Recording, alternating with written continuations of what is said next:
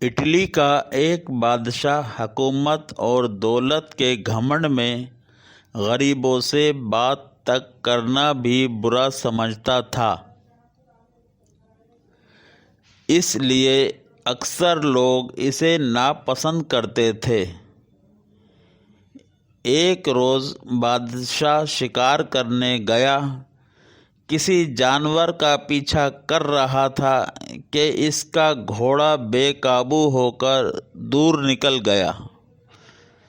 تمام نوکر، سپاہی، وزیر سب بچھڑ گئے اور بادشاہ تنہا رہ گیا۔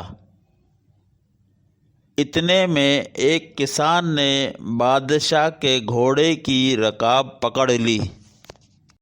اس کی شکل ہو بہو بادشاہ سے ملتی تھی۔ فرق یہ تھا کہ اس کی پوشاک اور حالت غریبوں جیسی تھی۔ اس نے بادشاہ سے کہا کہ میں 3 دن سے حضور کی ڈیوٹی پر بھوکا پیاسا چلا آ رہا ہوں، مگر کوئی میری فریاد نہیں سنتا۔ بادشاہ غریب کو میلے کچیلے کپڑوں میں دیکھ کر یہ کہتے ہوئے آگے بڑھ گیا کہ میں ایسے لوگوں سے بات نہیں کرتا۔ غریب کسان پھر بھی اس کے پیچھے پیچھے چلتا رہا، یہاں تک کہ بادشاہ ایک تالاب پر پہنچ کر گھوڑے سے اترا۔ اس نے تاج اور کپڑے اتار کر ایک طرف رکھے اور نہانے کے لیے تالاب میں اتر گیا۔ جب بادشاہ تالاب میں اتر چکا تو غریب کسان نے بادشاہ کے کپڑے پہن کر تاج سر پر رکھ لیا۔ بادشاہ کے گھوڑے پر سوار ہو کر رفو چکر ہو گیا۔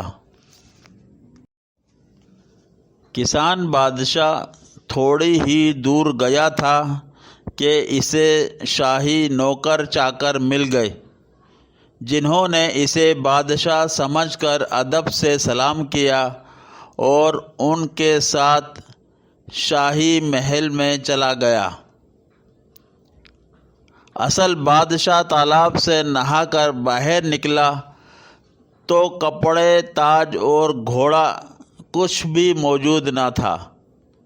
وہ بہت گھبرایا، مگر اب کیا ہو سکتا تھا؟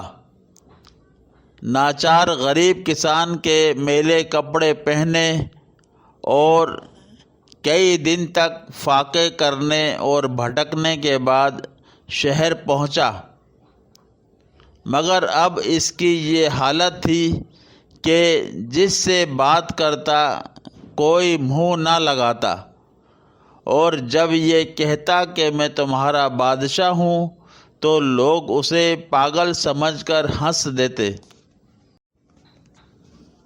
2-3 ہفتے اسی طرح گزر گئے۔ جب اس پاگل کا قصہ بادشاہ کی ماں نے سنا تو اسے بلوا کر اس کے سینے پر تل کا نشان دیکھا۔ پھر جس سے اس کی سچائی کی تصدیق ہو گئی۔ کسان نے اصلی بادشاہ کی یہ حالت دیکھ کر کہا، کیا تم وہی شخص ہو جو دولت اور حکومت کے گھمنڈ میں غریبوں کی فریاد نہیں سنتے تھے؟ اسی کی سزا دینے کے لیے میں نے یہ سب کیا تھا۔ اگر تم گھمنڈ چھوڑ کر رحم و انصاف کا اقرار کرو تو میں تمہارا تاج اور تخت واپس کرنے کو تیار ہوں، ورنہ ابھی قتل کا حکم بھی دے سکتا ہوں۔ یہ سن کر بادشاہ نے عاجزی اور ندامت کے ساتھ اپنی غلطی تسلیم کی اور کسان اسے تاج و تخت واپس دے کر گھر چلا گیا، جس کے بعد بادشاہ نے اپنی اصلاح کی اور چند دنوں میں اس کی نیک نامی کا ڈنکا دور دور تک بجنے لگا۔